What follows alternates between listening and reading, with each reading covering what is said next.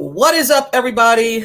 I am your girl T. This is Not Your Average Podcast in the 716, and we are back. I got some ladies with me today. I'm going to let them introduce themselves because I'm so excited. Like, I've been waiting to do this, and I know we all have. So go ahead, ladies. I'll Where go. we going to Robin, start? yeah, Robin, you can go first. Yeah, we'll do the round thing. Robin Mundy from Buffalo Fan Base, been around for about 20 years doing this kind of stuff. Happy to be here. I just love these women. Have missed all of you. T and I do a weekly podcast. We're having some fun. It's starting to come together. It's just good to see you guys. Yeah. Good to see you too. I'm Nautica. I don't have a podcast. I'm just doing this for fun. But right now I'm a disgruntled Bills fan, I think you would say. I don't know if I'm myself right now. But I'm happy to be back. It's been a while since I've seen these ladies, and these are so fun, so I'm excited to do this one again. Cool. All right, and I am Sarah Larson. I am a co-host for the Three Man Rush. We are actually rebranding our name right now. That's cool. Yeah, so we had three people. It was me, Jerry, and another person, and it's now just me and Jerry Ostrowski. So we are going to take out the three and decide on something else. We actually released Two-man the rush. name this week. No, we released the name this week. We're gonna do Line to Gain. With the Nice. W. I like Yeah. it. Yep. Very So cool. that's we're currently going on Thursday nights, but when the season starts, we'll move back to it. We'll move to Wednesdays.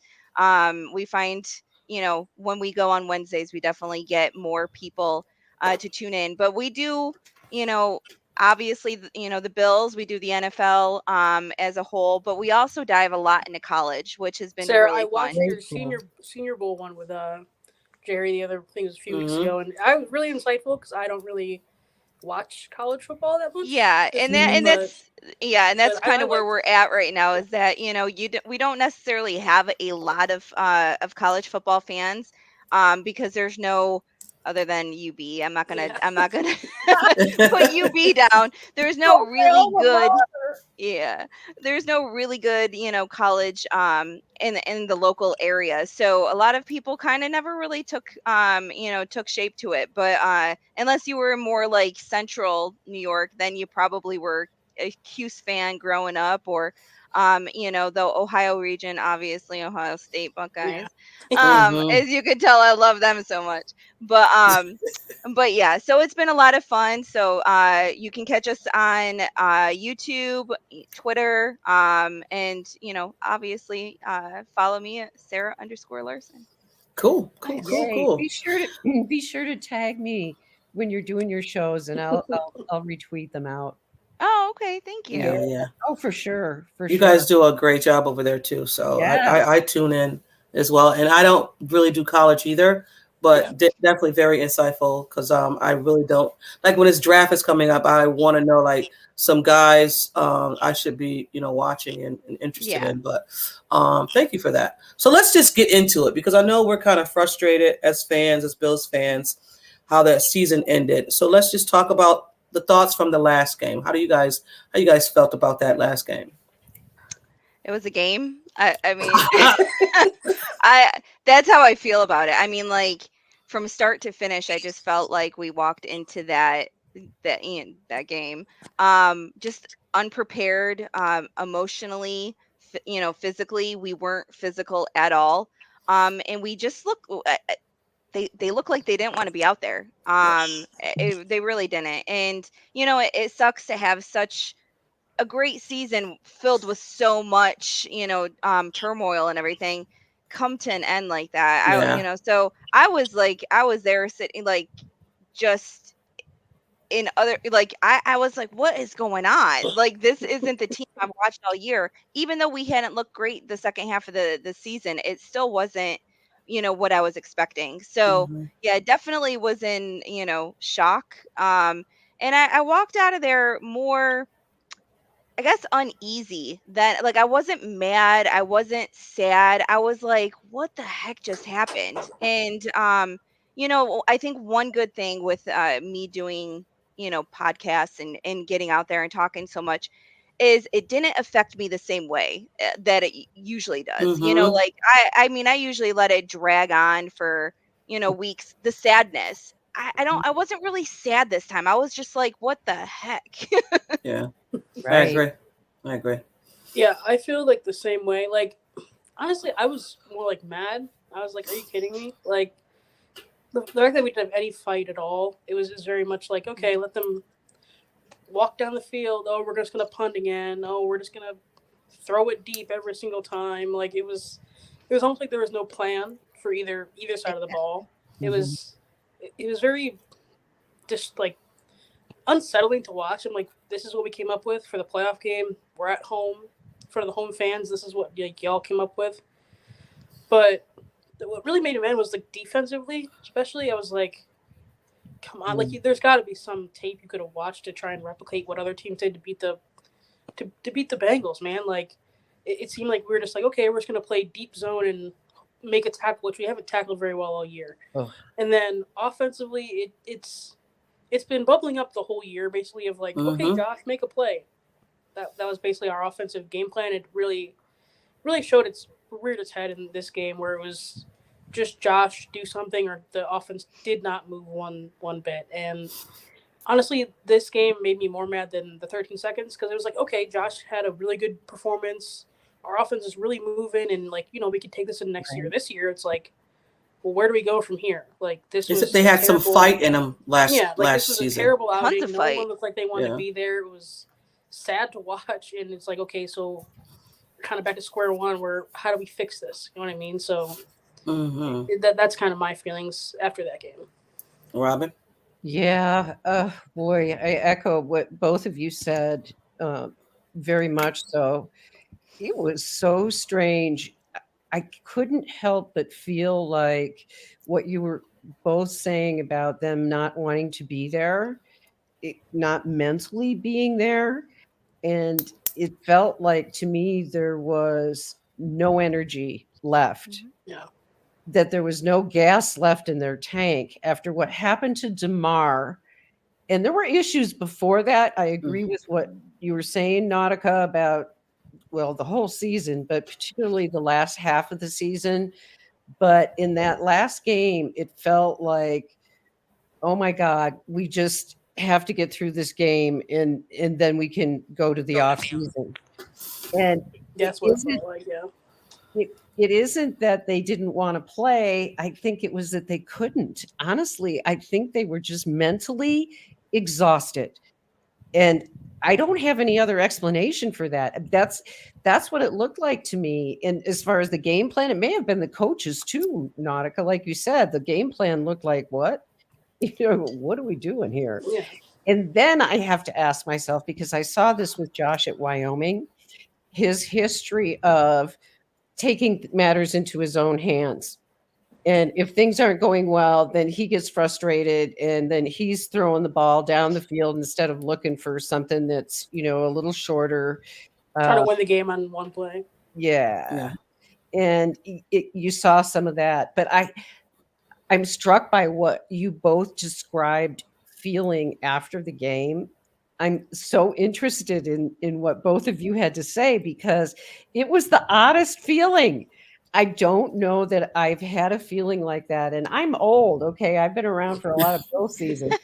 And seriously though, you guys, I mean, going back to like the 70s, the 60s, I don't ever remember a season ending with a team that was 13-3 and went into the playoffs, just like you were saying, Nautica. They're at home, they got all this stuff going, and then all of a sudden they just lay an egg. Flat, totally, completely flat. And so the only explanation to me is that there was no mental gas left in their tanks, and they just were out there, the plays. I mean, like Sean McDermott said, or Brandon Beane, one of them said, your last game it tells you a lot. And from that last game, I'm with you, Sarah. I take on wins and losses crazy. My wife will even attest to this. She won't even talk to me because she knows I'm like, if we lose, I'm upset. Just give me a minute. Give me a day.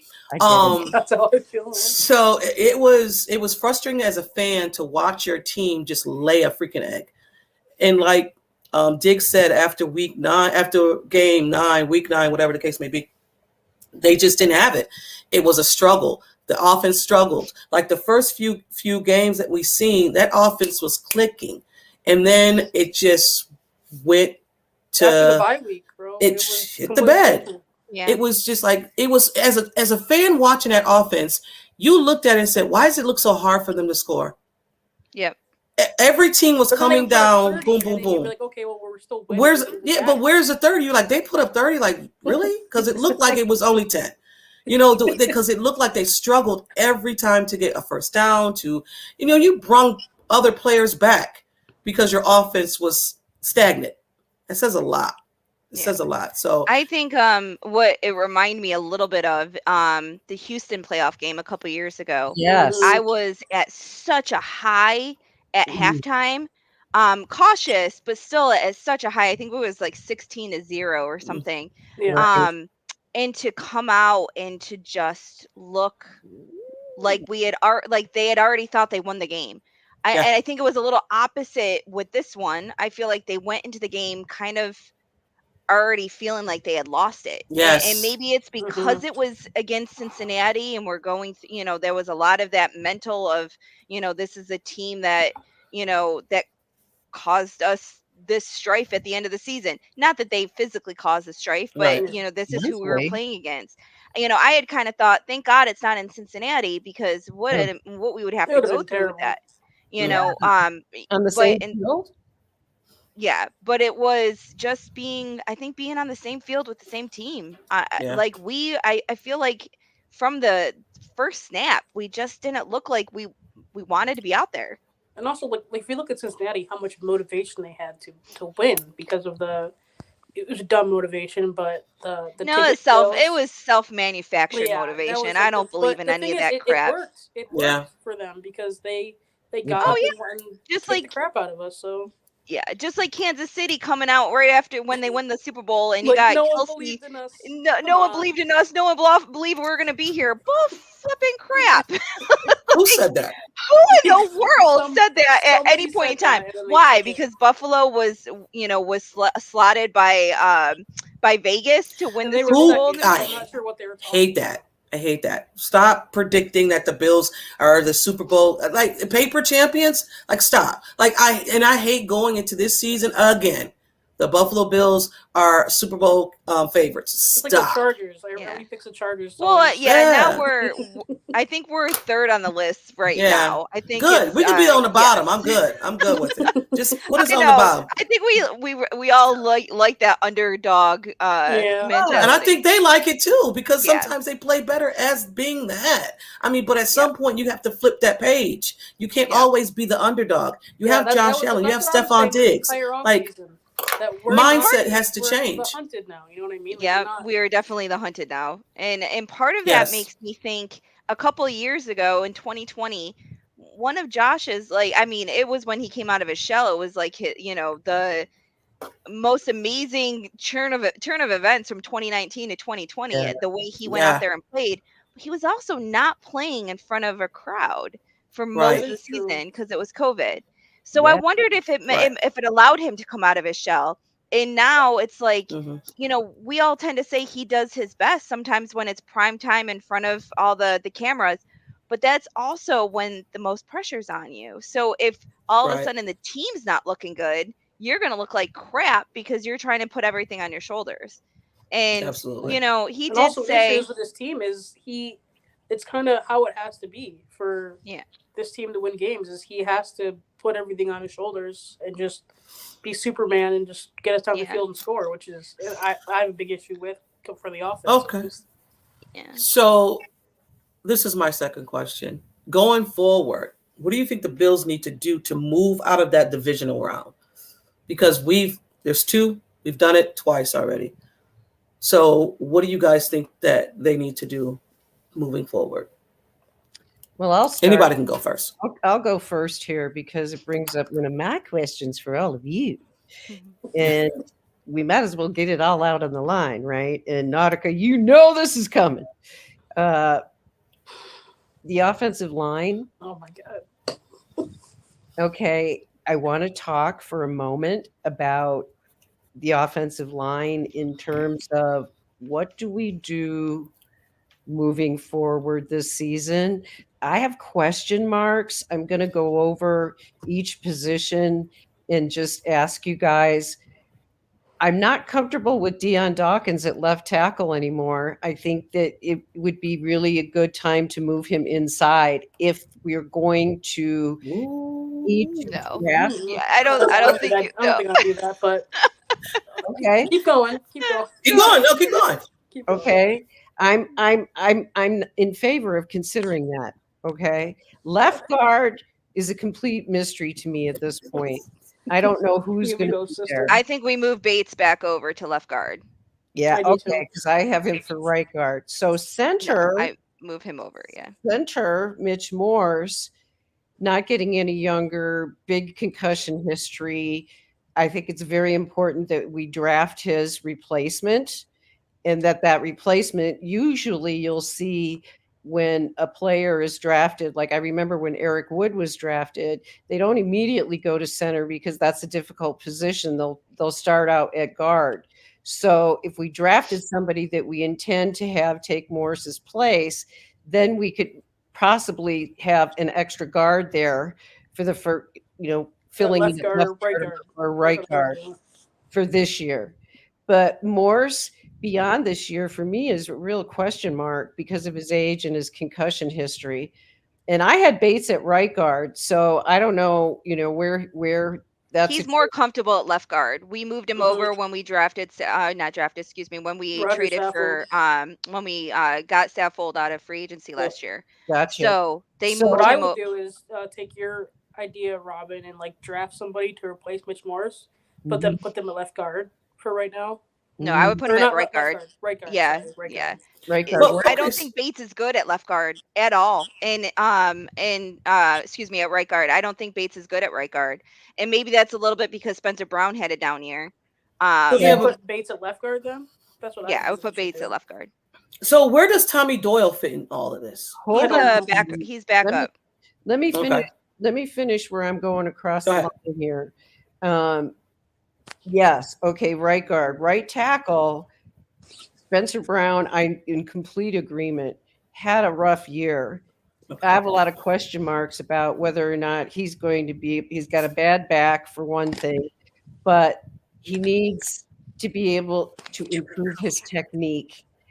And I don't know if he's a settled person at right tackle. So I do think the Bills are going to need to draft a tackle in the upcoming draft and a guard that may move to center at the very least, and then maybe add with free agency. Okay, that's where I'm at. So you guys think that it's heresy to move Dawkins inside? Yeah, I wouldn't move. That's Josh's trust point right there, the left tackle. So It's true. It's true. He It's- definitely needs to get better, but I wouldn't move him. Yeah. and I think it's more, and I got crucified when I said this the other day. I thought Saffold had such a down year He did. that I actually He think it affected made Deion Dawkins Dawkins. made Absolutely. Dawkins look bad. Yeah. So same thing on the other side.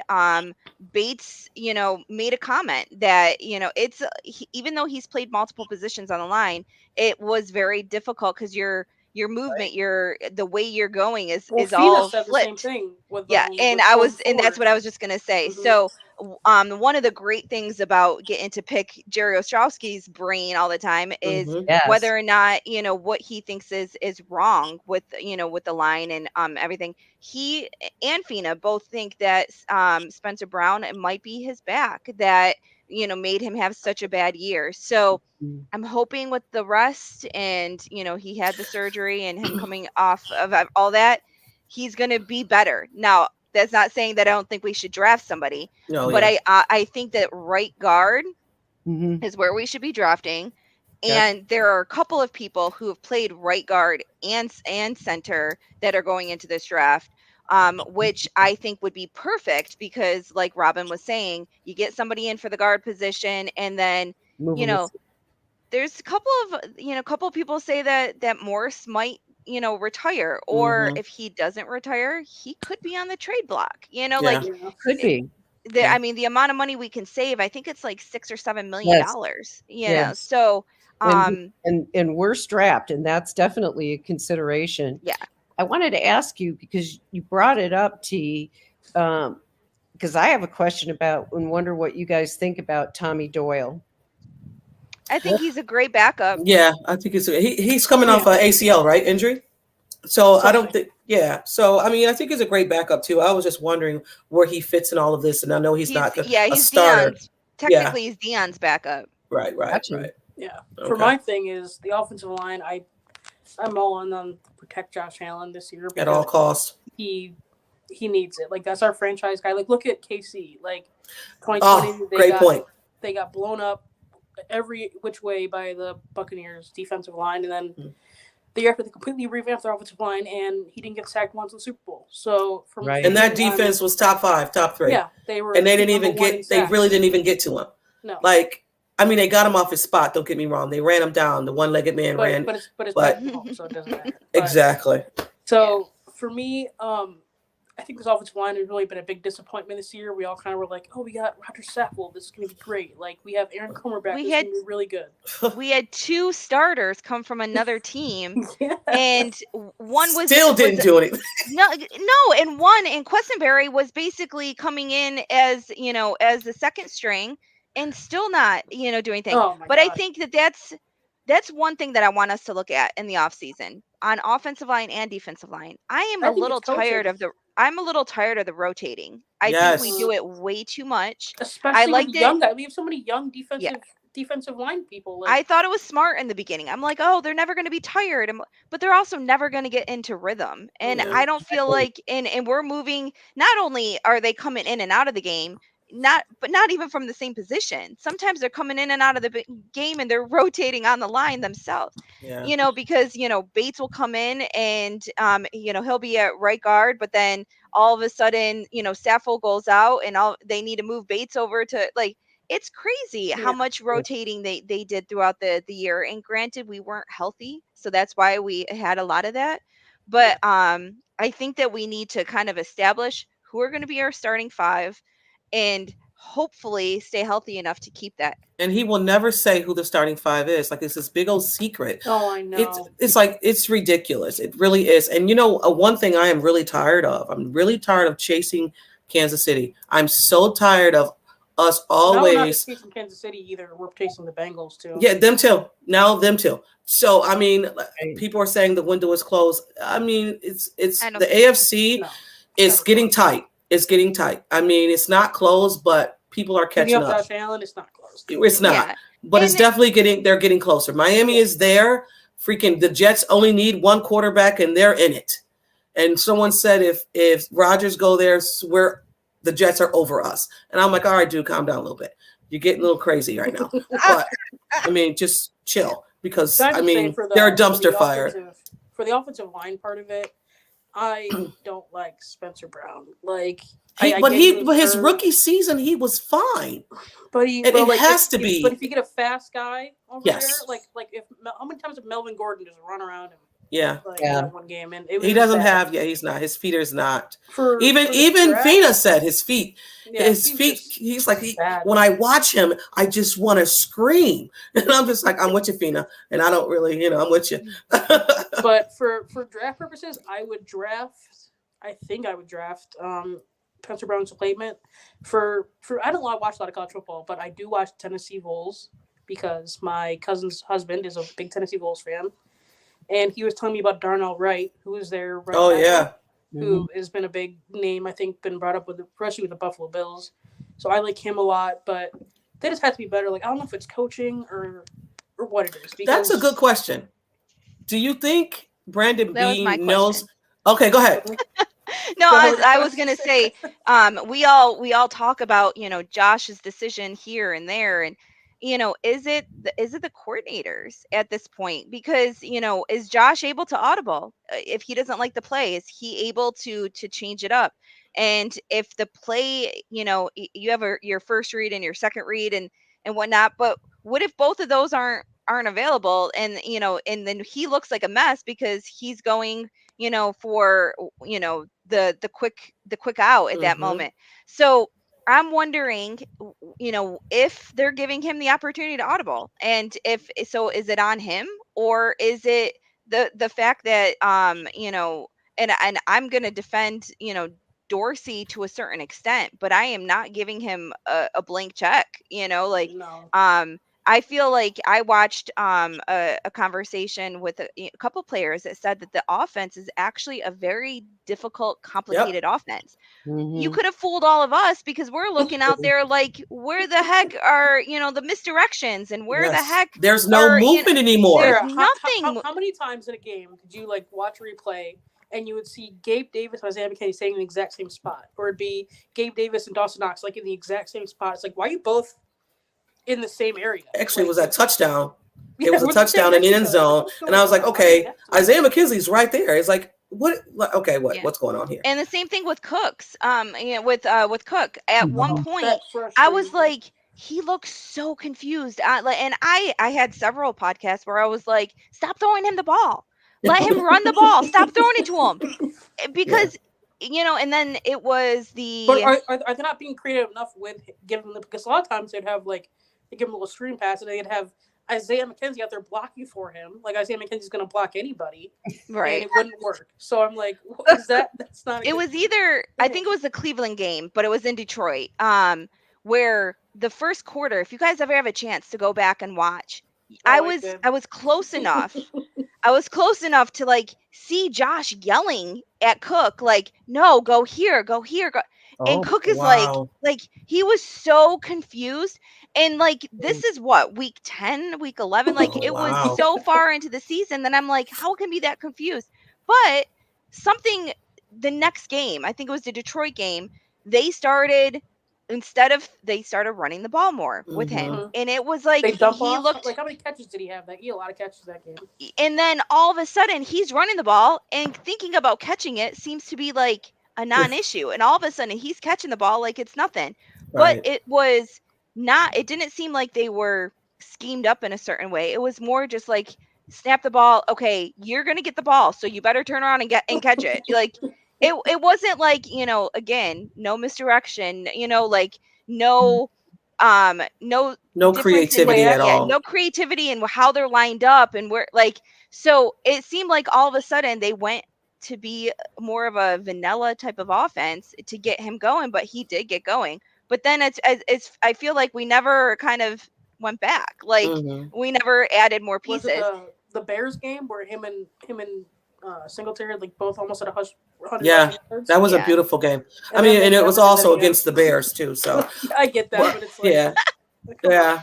But yeah, I so do like what you that's my said biggest- though, That's my because biggest Naeem question. Hines said it too, that the Oh, playbook was Don't get me very started on difficult. Naeem Hines. yes, So yeah, yes. But is I that mean- an issue too, where the playbook is too complicated, the players don't even know what's going on?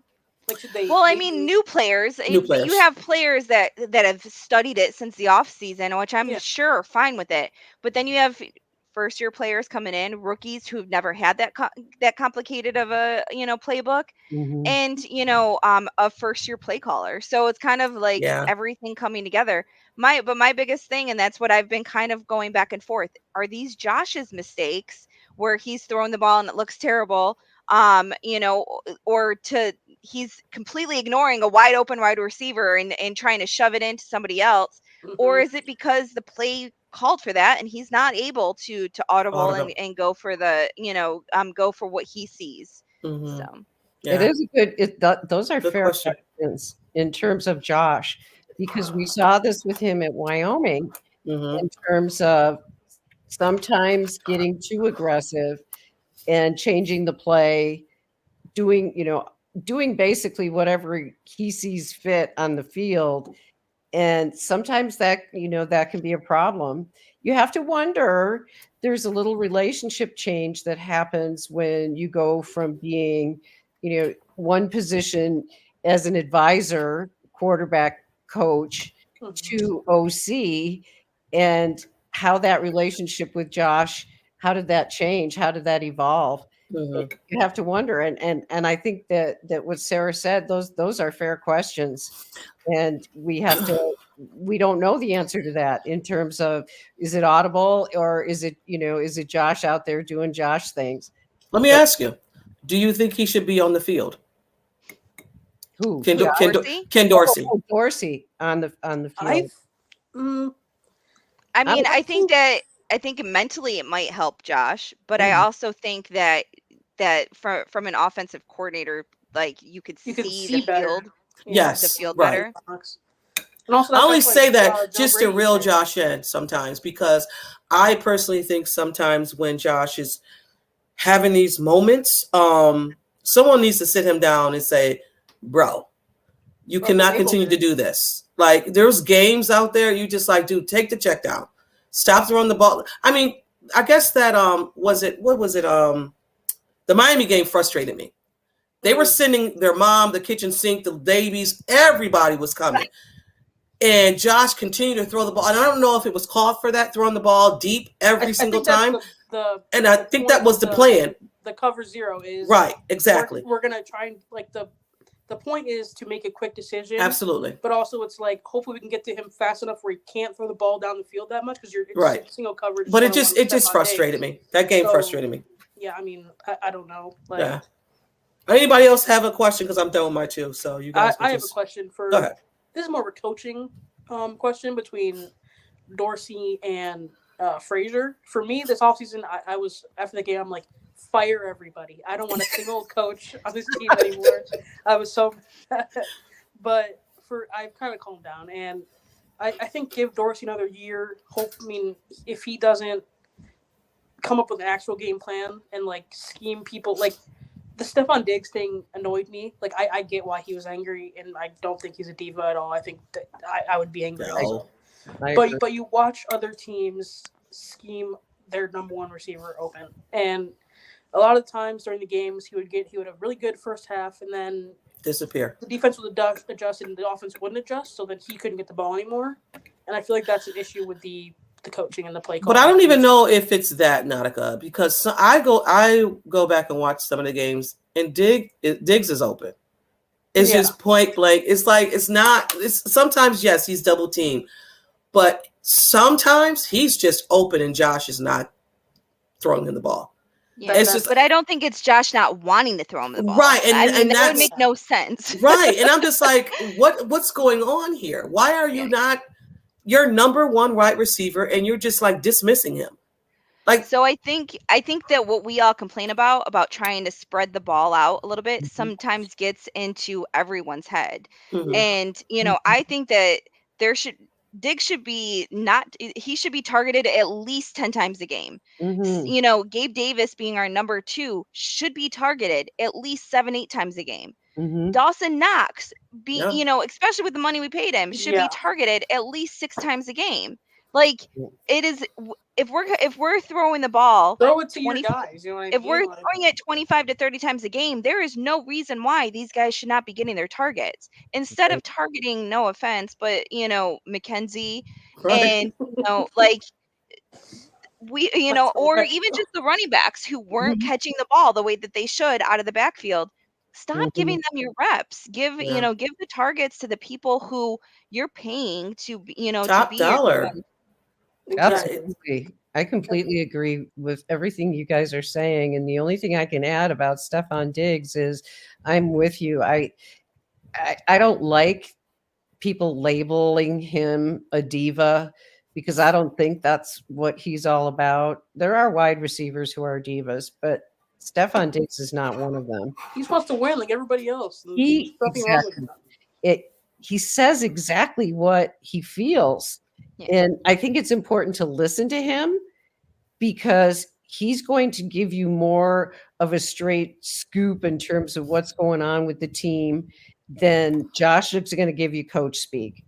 But Stephon doesn't give you coach speak. And that's why it's very unnerving for me because of the Super Bowl, not so much comments, but letting us into his mind to where it used to be the bromance of Josh and that's my guy. It was none of that talks. So I know nothing is probably going to come from this, but it was just uneasy for me to see Like people are like, he's going to be traded. He wants to play with his brother. I need his brother to calm down. He's a Buffalo Bills fan. I mean, Buffalo Bills player. He's on the Bills. Diggs. What's the name? Trayvon. Yeah, Chill out. traded. Chill out. Diggs is here.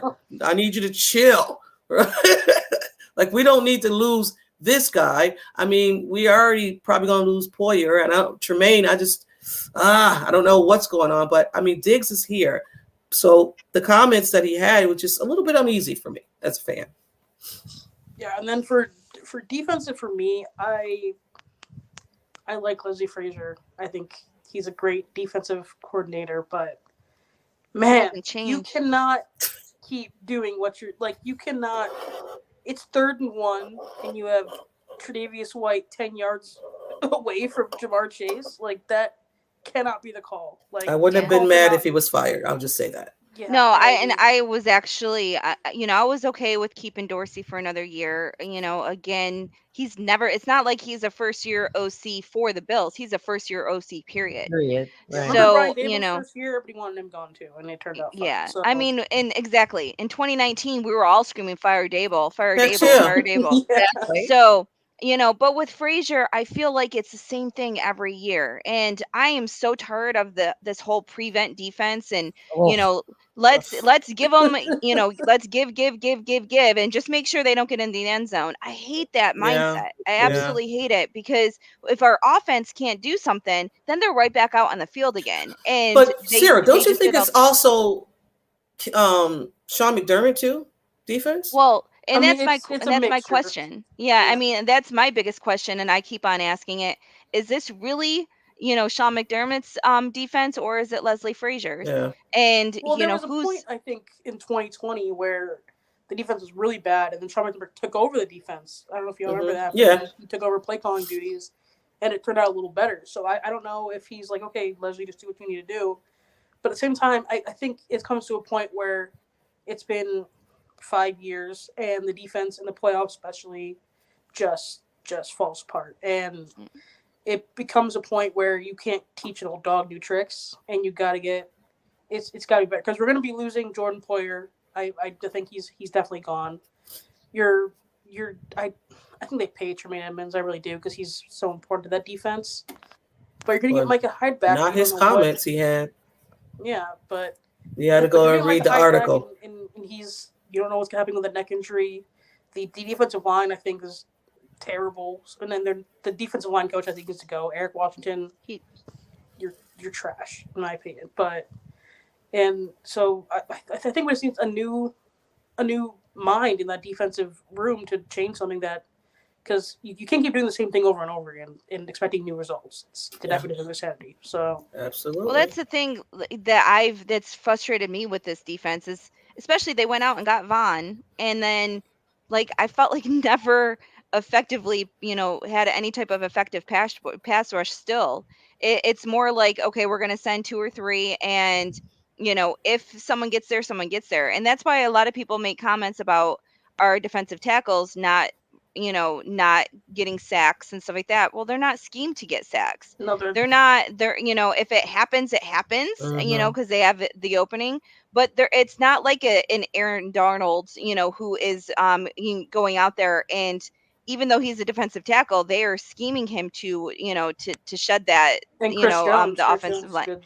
Chris Jones too. So things like that, I feel like, whoever is calling the plays and kind of scheming them up needs to change. And Leslie Frazier, maybe he would be the scapegoat if it is Sean McDermott's defense, but I just feel like after 4 or 5 years, we can be great all season long, and then the second we get into the playoffs, what becomes a glaring reality is this this bend but don't break type of defense. Guess what? If you break, there's no coming back next week. Yeah. And that's the one thing that, they get so used to it all year long, but then the playoffs come along, and, if you can't have, if your defense isn't doing what it has all year, but guess what? Now the offense is struggling, and it's a perfect storm of everything going wrong. In the playoffs, you're not playing Mac Jones twice a year. You're not going to play Zach. You're playing Patrick Mahomes, Joe Burrow, Justin Herbert, like these great quarterbacks. So you playing this like soft shell, just like don't let things get deep behind you. They're going to pick you apart and just score every time. So it's got to be different. And then we also seen it in the Super Bowl to where the defense wasn't even there. These guys went down the field like it was nothing. So if you're not going to really concentrate on the defense, then you better have some weapons for Josh Allen. So if you're done with this defense per se, then get weapons for Josh. So where he can stay in the game, because 10 points the last game was bull. We didn't score 10 points, and I don't know. I mean, did we score 10 points? Our lowest was 17 against the Jets. So we scored 10 points in a playoff game. That can't happen. Now go out and get him some weapons now. Because you spend a lot of money on that defense, and in that last game they didn't show up. I mean, nobody showed up, but and honestly, I think that if we're gonna look, everyone's looking at free agency for wide receiver. I don't think that that's where we should be looking. I think that we should be looking at a trade, someone who's probably on the rookie contract, and then also draft somebody. So then you have two people coming in. That's have Davis prove it. He's a number 2, a consistent number 2. I don't think he is. I think he's a 3 or a 4, more 4 than anything. I think he's a 4. I think he should be coming in and spelling whoever, who is, the second wide receiver. And when we have 4 wide receivers out there, he's out there. Because his best season was what? When it was Sanders, Diggs, Beasley, and he was a 4. And he had a good season. So you jumped him from 2, and it showed that he wasn't that guy. I'm all for trading Ed Oliver for a good weapon because, in my opinion, Ed Oliver, bye-bye. Okay. Yeah, and a lot of people, and I mean, I know I've said it twice this week on several podcasts already. So yeah, I'm it's one thing that I've been saying for weeks now, probably months, probably towards the end of December is when I started saying it. I'm like he's guaranteed 10 million plus with his 5th year option. It is definitely a good chance that he is let go, not let go, but traded. Mm-hmm. And a lot of people are like, well, who do you trade for? And they're talking defense. It's either I've to me. I've heard DeAndre Hopkins for. I don't like DeAndre Hopkins. And I put this on Twitter yesterday. His contract for a 31-year-old. It's high, isn't it? It is high. It is 16.5 1 year and 19 the next. So I don't like it. He's going to be 31 if he's not already 31. He's either 31 now and turning 31. But and granted, I know how old Diggs is. The thing is that to me it's a very messy contract because we're going to have to, no one's going to give us Hopkins for just Oliver. Yeah. So, like you're trading picks and Oliver and taking on, if you look at the difference, another $10 million in salary cap. Brandon Cooks is the same way. And I tweeted, because someone asked the question yesterday and I had replied, Brandon Cooks is the same thing. His contract. Keenan Allen's name. I don't know if I would feel about that. He seemed kind of injury prone. He does seem injury prone, yeah. But not even that. We had a guy on the roster, and you let him sit. Isaiah. No. I think Hodgins. I think Hodgins. No, that's my thing. He didn't stand a chance getting on the field with his team. They all were like, no. Giants gave him a chance, and he was the only one out there that could catch the ball. Yes, so for sure. Being overblown with the whole Giants thing. He is the number one. They don't have any wide receivers, so he's still the option. He got signed to a 1-year extension with the Giants. Yeah, he did. I was intrigued by the fact that he got a minimum. Yeah. Yeah, in only 1 year. Only 1 year. Yeah. So that they're still not sure if he's going to be out there and he's the guy. Yeah. But they're losing. I think the Giants are losing 2 of their wide receivers to free agency. Whether or not they try to bring them back is a whole Sterling question. Shepard? Sterling is his name Sterling Shepard? No. No. It's not I him, can't it's think off somebody the top else. of my Okay. head who the two were. No, go ahead. They don't yeah, have very good but- wide receivers, so But they're all, you'd be like, who? But yeah, they're like number 1 and number 2 wide receivers that are also, leaving for free agency. So well, we'll see how that plays out. But I honestly, I like Jerry Jeudy is an option. But now that Denver is going through a complete overhaul with everything, there's no way they're going to let him go. Not on his rookie contract. No. Because they're thinking that they can fix Wilson and fix that offense. So there's absolutely no chance they'll let him go now. So Yeah. we have to look at someone who's, again, hopefully on their rookie contract, that maybe hasn't shown everything that the team wants to see, or the team is just not as good as they wanted to be. And they have to make some pieces move. So that's the only thing that I think that we can hope for, is to get a wide receiver on a rookie contract. my thing is drafting a wide receiver. I really like Jalen Hyatt. I've seen See, I'm not a huge fan of Hyatt, Really? especially Jalen not in the Hyatt? first. I know you Even watch late Tennessee a first? lot. I feel he's like good, man. I don't know. feel like Tennessee has that offense that whoever was playing wide receiver would look ridiculous. So That is I true. They just- did kind of have that offense. yeah, and who's the other wide receiver for Tennessee? I can't think of his name, but he went down with an injury, so Hyatt was pretty much the only Yeah, one. yeah. I can't remember his name either. It's gonna bother Yeah, me. so he was pretty much the only one that came out, to actually play well, So it makes me a little. Jordan Addison is another one I've seen. Like He might not be there though for us. Yeah, so he might get taken like right before, but in my they're opinion, saying I'd like Jordan to see the Addison will draft. probably get picked before we have the opportunity. Mhm. I actually like more mid-round guys. I kind of want to do our offensive line with our first pick. It's not sexy at all, but It is for the Bills. it is for the Bills, right? Yeah, I And love it. in my opinion, there is only 2 or 3 wide receivers worth taking in the first round. If they're gone, do not stretch. Now, if Johnston from TCU is available, Quentin Johnston, I say throw everything in. Even like if he's available at 21, move up, because he is going to be one of those wide receivers, in my opinion, that is going to make a big difference. But the problem is, even if we draft somebody, do you think our Charlie Threat will play them? Well, that's a question. Like Because he didn't what are play Kaiir Elam very much. what are they seeing that we don't? What are they seeing that we don't? So but a name to watch out for is in my opinion, 4th, 5th round is Xavier Hutchinson. I really like him. And so and he'll be, I always say he'll be there probably a little bit later on. I think he could probably gain 10 pounds. He's a little lengthy for me. It makes me feel like he's gonna break in half. I mean, he's like Devonta 6. Smith. You ever seen He's him? like He's 6'2", 6'3", but he's only like 210. Like, Oh, so wow.